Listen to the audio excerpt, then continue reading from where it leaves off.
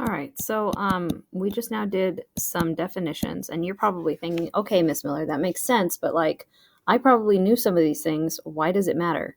So we can use these theorems in order to solve for lengths.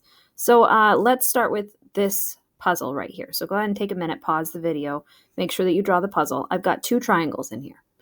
Okay, I'm going to label it KLMN. Okay, I've got triangle KLN and I've got triangle LMN. I mean, I've also got KNM, but I'm not going to care about that one. So the first thing I want to do is I know that triangle KLN is an equiangular triangle. Okay, and I know that because all three of the angles are marked equal to each other. So, but that means that it is also equilateral from the corollary that we just now talked about. Okay, so then I can make some markings on this that weren't there already.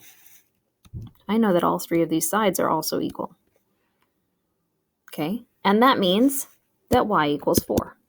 Cool, I already found y. And that's because 4 has to be equal to y, right? Because they're equilateral. Okay, so then let's look at the second triangle. Triangle NLM. Well, I know by the converse of the base angle theorem that, well, actually, I know just by the drawing, yeah, by the converse of the base angle theorem, that it is an isosceles triangle. And that's because angle N and angle M are congruent to each other. They're the base angles, which means that I can make another marking on here. Since I know that NL, like it's marked with 1, I can mark LM with 1. Now, it doesn't look like they're congruent because I didn't draw it to scale, so I'm going to write not to scale over here, NTS. But now I know that this side length, LN, is equal to the side length LM. And from the previous statement, I know that LN equals 4. Because all three of those sides are supposed to equal 4, right? Which means x plus 1 equals 4. So x equals 3. Cool, and I found x and y. Make sure that you write any questions that you have about that. So again, the reason why we found these things is so that we have a reason for each of these statements and so that we can solve puzzles that don't give us a lot of information.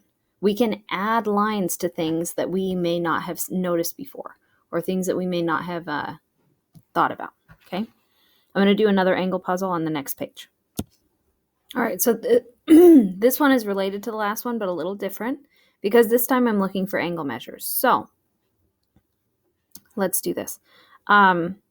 So I have a few pieces of information that I already know. I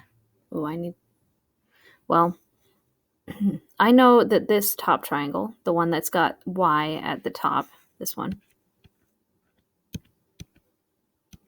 is an isosceles triangle. ISOSCELES, which means that this angle and this angle are congruent. Okay. I also know that this other triangle, the base triangle down here, is an equilateral triangle, which means that all three of these angles are congruent. Okay.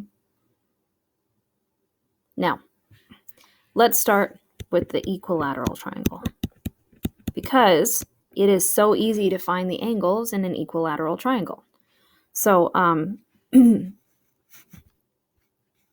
if the angles